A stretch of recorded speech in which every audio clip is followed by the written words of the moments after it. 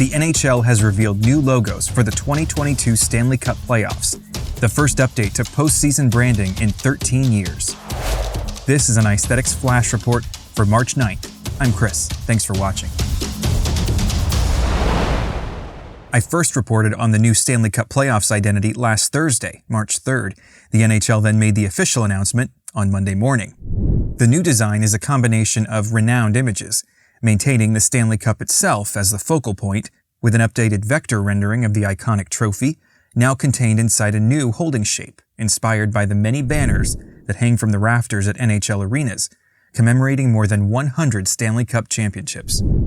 This redesign is a fascinating visual contradiction in a way, at once made simpler in terms of its overall design, and yet more complex in its detailed depiction of the Stanley Cup. Let's dive a bit deeper.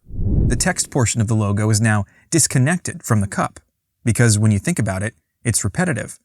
Simply showing the Stanley Cup is enough to represent the NHL playoffs. The only other information you might need is the year, which is well placed inside the banner. The NHL developed this microsite to break down the new look. After watching the primary logo animate together, we're treated to a video that recaps decades of Stanley Cup highlights and logo designs.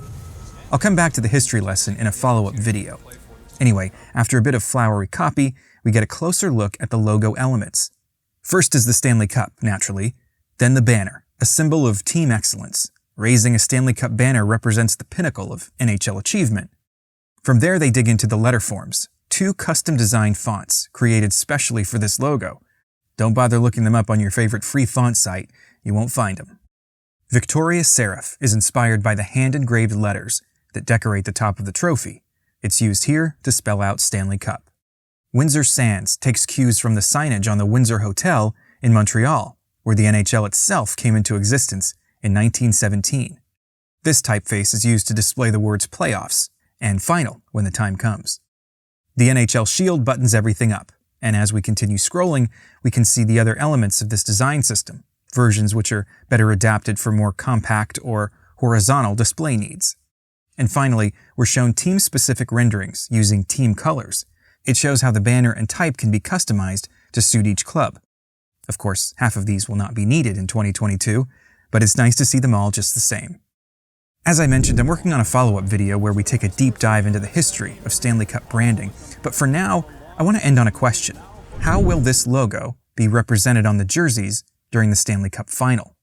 The last two teams standing have worn patches going back to 1989, but the complexity of this logo doesn't seem to lend itself well to embroidering.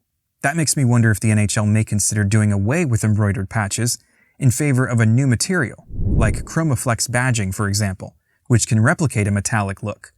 It's already present on every player's uniform when you think about it.